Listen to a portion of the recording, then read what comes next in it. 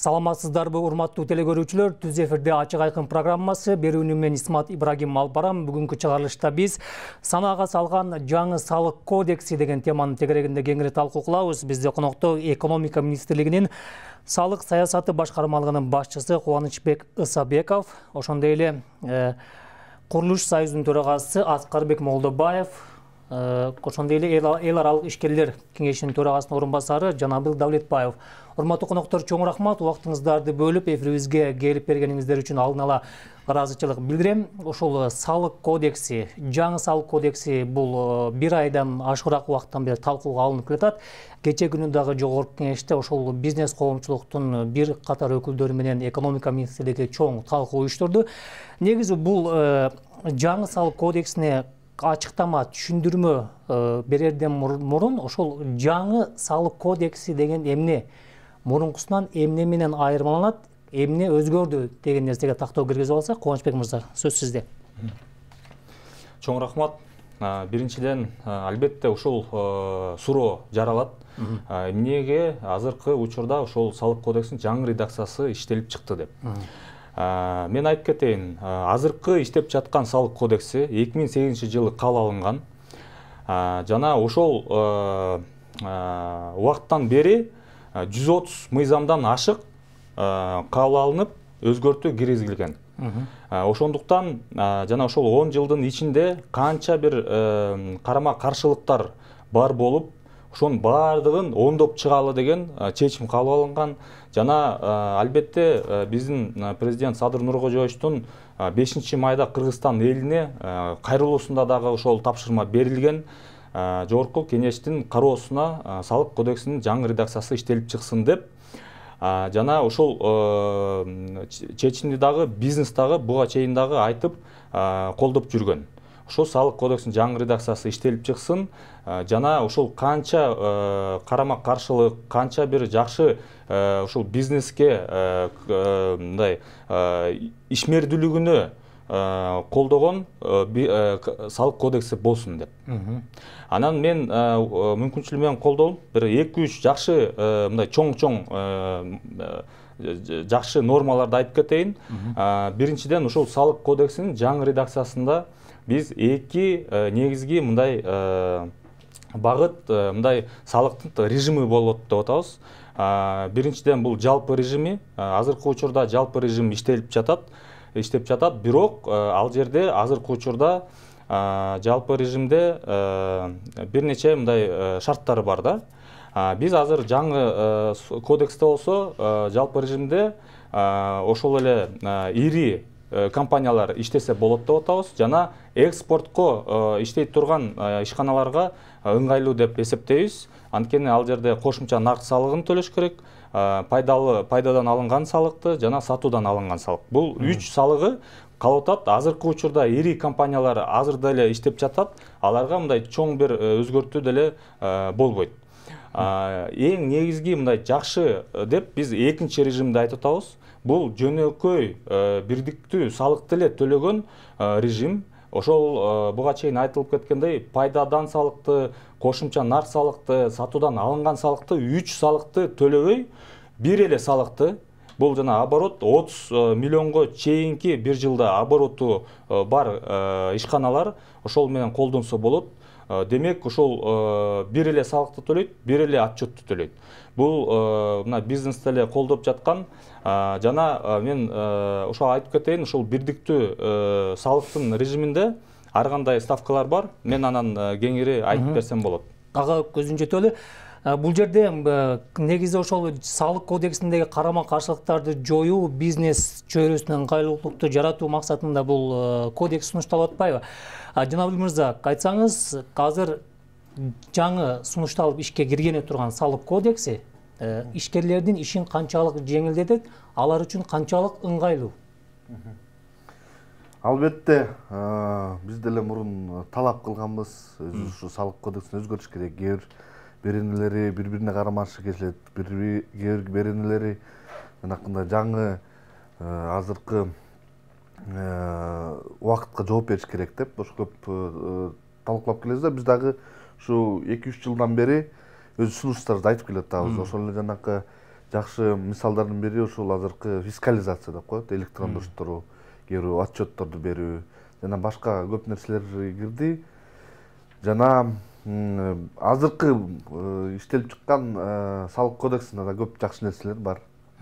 Ошол эле мага чейин айтып кетишти, 30 миллионго чейин көтөрдү, мисалы кичи жана орто бизнеске порогду, НДСтин порогун деп коет. Андан тышкары андан кийин айтып кетет го дейм, көп бир нече жакшы нерселер бар, бирок биз эми баягы изилдеп чыгып, кээ бир бизге ушу коркунучтар жараткан беренелер көрдүк да өзүбүзгө. Негизи биз азыр өзгөчө салык кодекси аябай жакшы иштелип чыкпаса, эртең эле ошо ишкерлерге эле кайта эле оор болуп калат да. Ар бир ыкмасын кандай колдонулат, жаңы кирген мисалы ошол эле кайсы бир беренелер болсо, ошолор кандай иштейт, ошолордун баарына коркунучтар болгон үчүн өзүбүздүн сунуштарыбызды бергенбиз. Сиз жакшы иштелип чыкпаса деп атпайсызбы? Кайсы жагдайларды эсепке алып айтып атасыз ошо? Эмнеси жакшы иштелби? Бир нече жагдайлар бар. Негизги анын баарын да изилдеп чыгыш керек. Биз өз убагында көптөгөн сунуштарыбызды бергенбиз. Бул жумушчу топтун ичинде иштелип чыкканда, министрликтин ичинде болгондо. Көп жарымысын кабыл алышты, министерство биз менен чогуу иштешип, кээ бир маселелер кабыл алган жок. Алардын бири, мисалы, ошол эле салык кызматынын ролун күчтөттүрүү. Кандай бир салык кызматын сервистүү орган кылбай, ушу ишкерлерге жана салык кодексине кантип колдонуш керек, кантип төлөш керек, отчетторду кантип бериш керек дегенден тышкары кандай бир тергөө иштерин да берип коюшкан. Алдын ала тергөө дознание деген болот. Ошол иштерин да салык кызматына берилип, андан тышкары бюджетке болгон түшкөн салык же салык эмес киришелердин 3% ошол салык кызматына берилет деген. Бул чоң суммалар. Жаңа Мырза, кечиресиз, өзүңүздү бөлдүм. Сиздин сунушуңузга азыр жоопту экономика министрлигинин өкүлүн алып беребиз. Ага чейин ошол жана курулуш тармагы боюнча ала турган болсок, курулуш тармагына азыркы жаңы салык кодекси канчалык ыңгайлуу? Бул көпчүлүгү бизге мындай тоскоолдук жараткан, өтө жагымсыз көрүнүштөр пайда болду деп айтып атпайбы агай? Сиз? Биринчиден мен айтайын дегеним, бу налог салык кодексти өзгөртүү убагы жетип деле калган. Мына бизде жаңы конституция болду, анда структура, мамлекеттин структурасы өзгөрдү, названиялар өзгөрдү. Мына ошон үчүн бир топ закондорду өзгөртүш керек. Ошо негизинде бул налогдун өзгөртүш керек болуп калган. Не только баягы эметтен. Бирок мен муну карап чыктым. Бир жаман жери мындай да, мамлекеттин чоң милдети эмне? Создать эмеге бизнеске условия түзүп, шарт түзүп, ошол эме өнүксүн деген сөз да, производство өссүн деген сөз да, орысча айтканда. Анан элдин турмуш акыбалы оңолсун деген сөз да. Мына эң негизги мамлекет ушуну карайт да. Анан багыл бул тынччылыкты, мына налогдун негизинде мамлекет ушундай кылып управлять этет акчанын негизинде. Бирок мына жерде биздин жаңы налогто карап отурсам, көп нерселерди мындай кылып коюшканда, мына биздин налоговый инспекцияны, налогтерди бир өзүнчө эле бир туурмаш жакка түртүп баратат. Мен баягы жерде айттым. Бул налог деген сөз бизнес менен партнер болуп, муну ошо менен тыкыз иштеш керек да. Билиңизби? Мунуга жерде кичине бир жаман жери бар. Алардыгы жанагы илгерки финансовый полиция деген бар эмес беле? Ошонун функциясын берип атат да, ушу жаман жери. Тиерде бизнес баягы чогулушта баары ушундай каршы. Давайте ушуну токтотсак. Булар Biz менен текс иштесин, биз бири-бирибиз менен сүйлөшүп, бири-бирибиз менен мындай эметип табалы болуп жашайсык. Налогду төлөп берели дегенде алты. Анан тигилер текшерсин дегенде. Бул бир вопрос. Экинчи вопрос, ар бир нерсе мамлекетте любой бизнес жылганда дополнительный эмеден безработицаны жоготуш керек деген сөз бар да. Дайым баардык дүйнөдө ошондой. Мунагу жерде көрүнбөйт да ошол. Билдиңизби? Ошо көрүнгөн жок. Ошол кандай чагылып, мамлекет создавать этип туруп, ушул жаңы орундар табылат. Мына бу айтып калбады, жанагы 30 миллиондон ашканда, деп айттың, ошондой мурун 8 миллион болуш керек эле. Мына көбүнчө мына жумуш орунду кимдер берет? Жанагы малый бизнес деп коет го, ушу берет да. Алардын жанагы мурун 8 миллиондон ашкандан кийин только жанагы единый налог, ага чейин единый налог менен төлөп койчу берет жана. Энди стигин баарын кошуп турат. Азыр 30 миллионго деп атат да, көбөйтүп атат. Ошон үчүн ушуну бир оптимально карап берсин деп кече сүйлөштүк, ушуну карап көрөлү.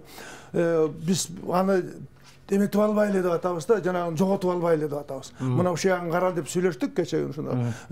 Мүмкүн 8 миллион болобу, 10 миллион болобу, ушуну жакшылап эсептеп, стимулировать этели ошол ростко. Ошол малый бизнес. Түшүнүктүү. Анан экинчи вопрос, мен бүтүрөйүн ошону аягына мына. Анан курулуш деген мен айтып атам, анау жумуш орун деген сөз. Бу жерде бизге дополнительный налогдор түшүп атат да, кошулуп атат бизге. Эndi курулуш деген өзү бир өзгөчө бул отрасль да, билдиңби? Мына ушул жерде жумуш орунду тапса болот. Мына биз эсептеп чыктык, эгерде бир киши курулушта иштесе, дополнительно 12 кишиге жумуш таап берет экен. Билдиңизби? Мына эгерде бул жанагы боюнча калып калса, кыйын болуп калат деп атам да. Түшүнүктүү, азыр жок алабыз. Бул жерде Кубанычбек мырза, биринчи суроо ошол салык кызматы укук коргоо органдарынын кандайдыр бир функциясын алып, ошого мындай ошол функциясын алып атат деп атат. Экинчиси жанагы 8 миллиондон 30 миңге көтөрүү жагын. Кыска того тер жерин айтып түшүндүрүп кетсеңиз, эгерде салык кызматына ошол финполициянын милдеттери деп коелу, ошол алынбаса кандай иштемек негиз болобу, ошондой болмокпу? Мен айтып кетейин, анткени бул көйгөйлүү маселе болуп атат. Ком талкууда бул абдан мындай чоң талкуу болгон. Биринчи вариантта салык кодексинин долбоорунда тергөө жана ошол буга чейин айтып кеткендей алгачкы иштер дознание деп коет, оперативдик иш-чаралар экөөтен берилип аткан. Бирок ошол ком талкууда талкуулап, биз ошол бизнеске дагы мындай ошо бир жерин эске алып, тергөө функцияларын алым салды. Азыркы учурда башкы прокуратурада толук ошол тергөө функциялары болот деп чечилди. Бирок ошол оперативдик дознание деген функцияларды буга чейин туура айтылып кетти. Финансовый полиция деген мурун бар болчу. Ал жоюлгандан кийин ошол функцияны бирөөгө бериш керек деген азыркы учурда маселе бар. Анткени ар бир өлкөдө ошол экономикалык салык болобу мыйзамдарын бузуу, укуктарын бузуу боюнча иш-чараларды мамлекеттик бир орган жүргүзүш керек. Ошондуктан же салык кызматы болобу, же мисалы башкалар айтып атат, ички иштер министрлиги болобу, бирок бир мамлекеттик органга бериш керек. Бул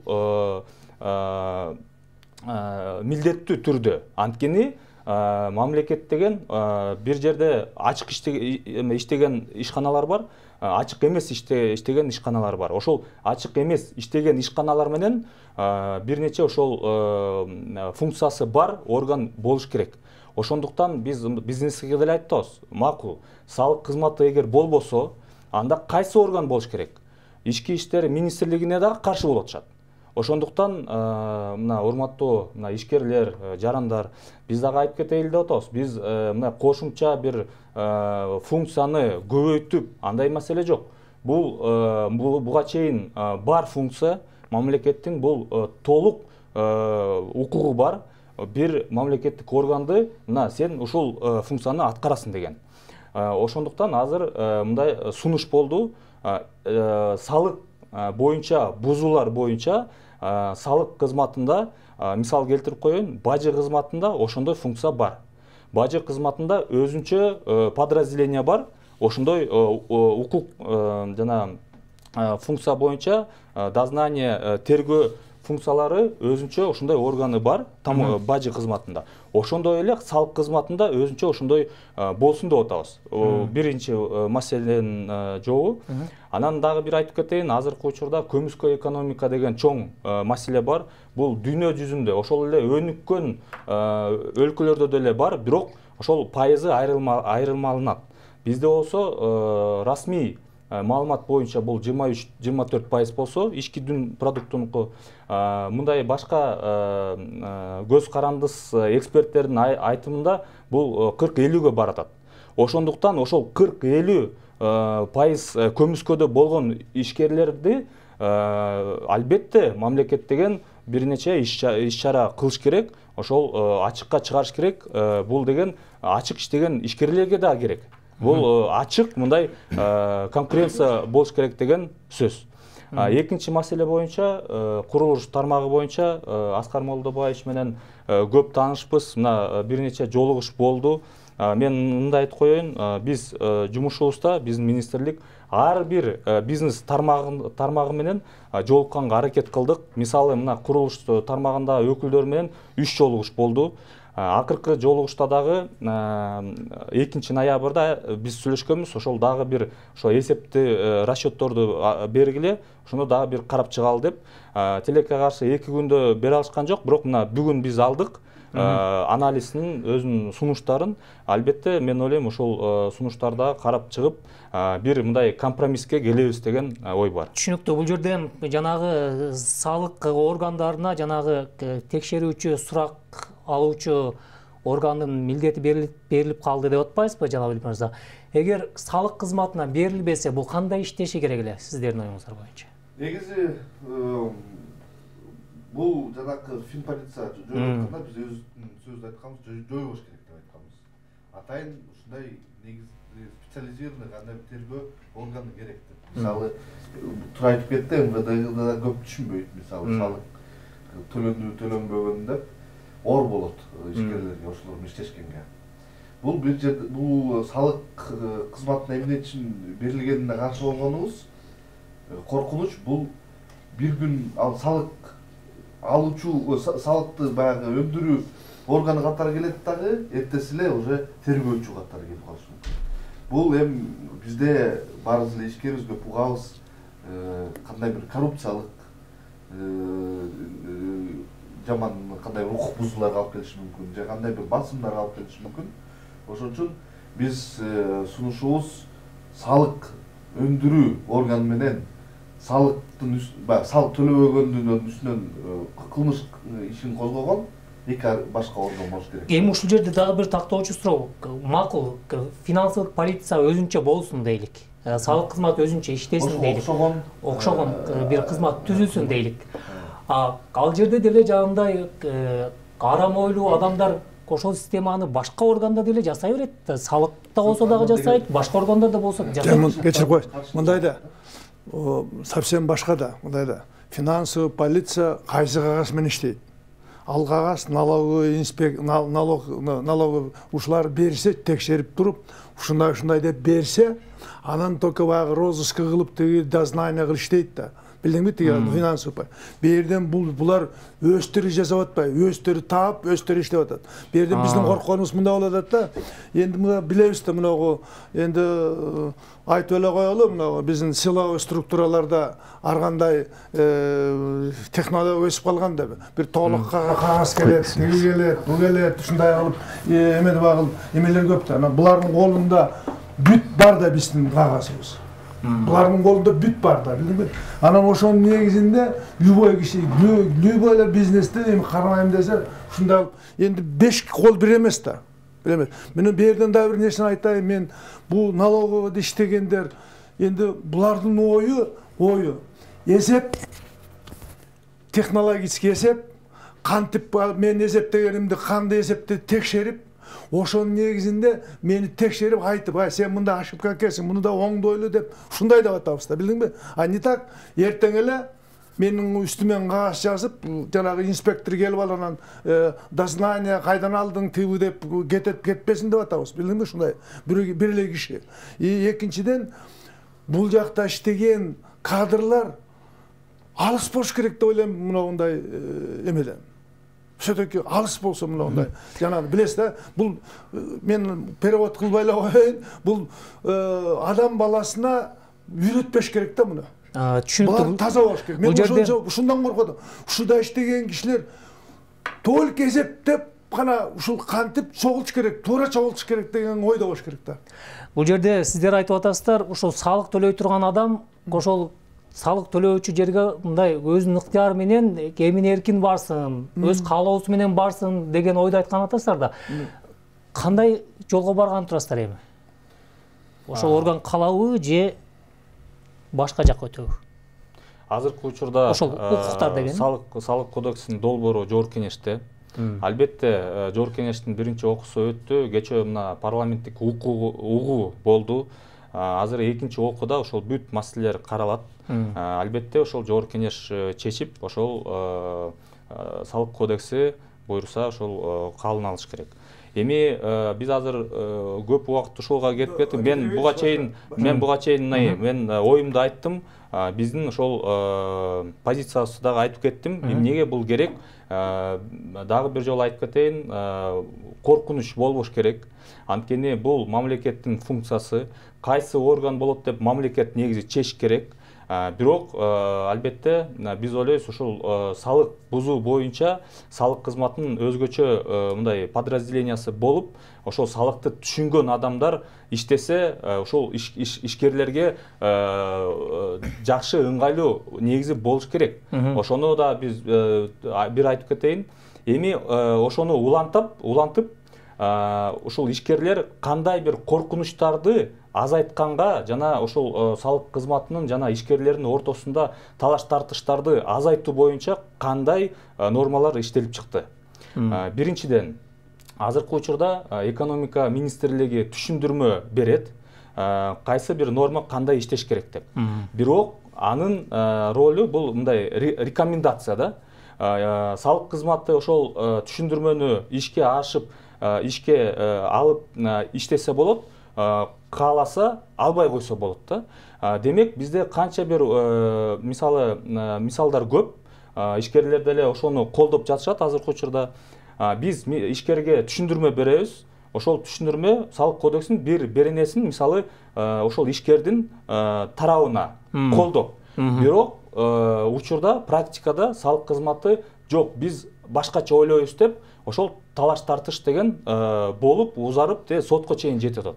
Азыркы учурда ошол салык кодексинин нормасы кирсе, экономика министрлигинин түшүндүрмөсүнө ылайык салык кызматы милдеттүү түрдө ошол түшүндүрмө боюнча чечим кабыл алыш керек. Демек, канча бир түшүндүрмө ишкерлердин тарабына болсо, ошол талаш тартыш ошол ишкерлердин пользасына чечим кабыл алынат. Түшүнүктүү. Экинчиси, мен айтып кетейин, азыр бүтүрүп коеюн. Экинчиси, эгер ошол экономика министрлиги же салык кызматынын ошо түшүндүрмөсү боюнча, анткени салык кызматы дагы бир процедура боюнча түшүндүрмө бере алат. Ишкер ошол түшүндүрмө боюнча иштеп, салыкты же төлөп, же төлөбөй, мисалы, анан ошол түшүндүрмө эгер туура эмес болуп калса, мүмкүн ошол канча бир санкция, пеня эгер боло турган болсо, ал болбош керек жана ишкер күнөөлүү эмес деген ошондой норма да кирип атат. Бул жерде дагы бир суроо бар да, ошол бирдиктүү салык системасын киргизебиз деп атпайсыздарбы? Бул жерде Жанабек мырза, ошол бирдиктүү салык системасы ошол реалдуу эсептелгенби? Жок, кечирип коесуз. Давайте бул жанагы боюнча айталы. Мындайда, бул сиз мындай положение түзүп берели деп атпайсыңарбы? Эми бул мындайда, эми бардыгы эле ишкерлер ошонун баарын окуп, ошо менен заниматься этип жүрмөк беле. Турмушта башкача да, турмушта башкача. Закон деген ар бир нерсе жөнөкөй болуш керек. Ар бир жерге доступный. Эгерде финансовый эмеге берип койсоңор, жанагындан таржымалын айтасыңбы, положениесин айтасыңбы, ар ким ар кандай окуйт. Аны билдиңизби? Аны только сот туура кечирип коесуз. Бу жерде мында да буларга дагы мындан башка дагы эмени берип атат.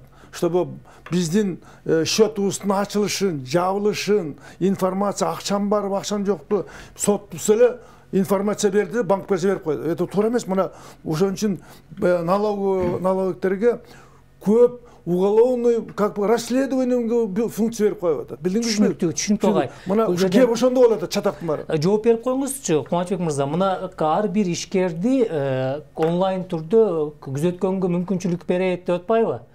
Ал ишкердин укуктарын чектебейби бул? Мен азыр айтып кеткен эсеп боюнча болуш керек. Банктын жана эсеби боюнча айтылды, туурабы? Ошол боюнча айтып кетейин, анткени ал дагы көп маселени жаратты. Банк тармактары, банк тармагы менен дагы көп жолугуш болду негизи. Анан биринчиден азыркы учурда биз компромисстик бир вариантты иштеп чыктык деп биз эсептейбиз. Анткени азыркы учурда салык кодексинин долбоорунда эч кандай салык кызматкери банкка запрос кылып, ар бир каалаган ишкердин же бир жарандын эсебин мага бер деген укугу жок. Мен ошону айтып коеюн. Азыркы учурда долбоордо текшерилип жаткан, расмий түрдө текшерилип жаткан ишкердин эсеби боюнча салык кызматы банкка кайрылып, ошонун маалыматын сураш мүмкүн. Демек, азыркы учурда ошол 100%-тын ишкерлердин жылына 2-3 эле пайызы текшерилет. Дагы бир айтып кетейин. Банк болсо ошол ишкердин негизи ошол ишкер текшерилип жатабы деп, ошол түндүк боюнча жана система бар да, ошону предписаниясында карап чыгып, эгер чын эле расмий түрдө предписаниясы бар текшерүү болуп аткан болсо, ошондо эле бериш мүмкүн. Эгер предписаниясы жок, ишкер текшерилбей жөн эле салык кызматынын кызматкери бирине мындай жаман ой менен ошондой запрос кылса, ошол банк деген ошол запроско жок, отказ деп берүү толук мүмкүнчүлүгү бар. Түшүнүктүү. Бул жерде кечирип коюңуз. Мен бир суроого жооп албайчы кетип. Берди жашыл турбай конкретно.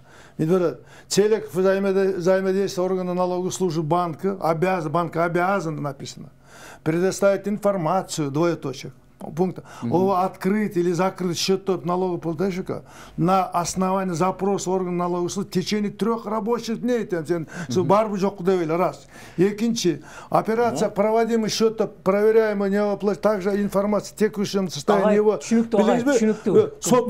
Давай дейбедим. Маселе түшүнүктүү агай. Жанагыбыз айтып кетсеңиз, эки жактын талашына себеп болгон ушул банк системасынын коопсуздугу боюнчачы, чындыгында эле кооптуулук жаратып атабы бул жерде? Азыр бул жерде айтып кеткен мындай.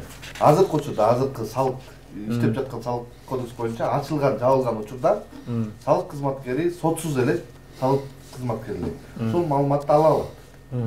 Бирок бир гана жанакындай операциялар болгондо соттун чечими керек деген азыркы берене бар.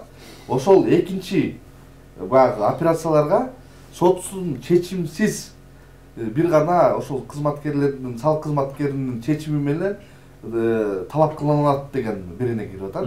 Ошого коркунучтуу айткан нерсе болду. Түшүнүктүү. Бул жерде дагы бир суроо, бул жана кичи бизнесте анан ири бизнеске да тиешелүү, бул патент маселеси.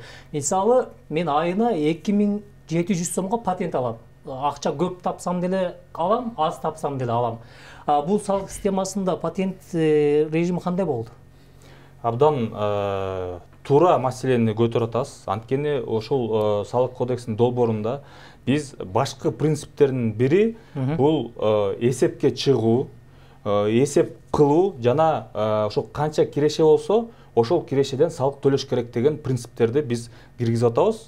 Ошол үчүн азыркы учурда ошол милдеттүү түрдө патент алгандар, анын түрлөрү 10 түрү бар. Жана салык контракт дегенди биз жоюп атабыз. Эмнеге? Сиз туура айтып кеттиңиз. Азыркы учурда мисалы милдеттүү патент бир фиксация болгон ставка, ошондуктан кирешеси кандай болсо, мисалы абдан көп болобу, аз болобу, ал баардыгы бир ставканы төлөйт. Биз ошол патенттерди жоюп, жанакы ыктыярдуу патент эмес, азыр бардыгы ойлоп калбасын. Көбүнчө ишкерлер мисалы соода, кыскараак айтсаңыз. Алар деген ыктыярдуу патент. Азыр ыктыярдуу патентти тийген жоксуз. Милдеттүү түрдө он патенттин түрүн жоюп атабыз. Демек, ошол канча киреш болсо, ошончо төлөш керек деген эле принцип. Ошончо салык төлөйт. Киреш алганганча салык төлөйт.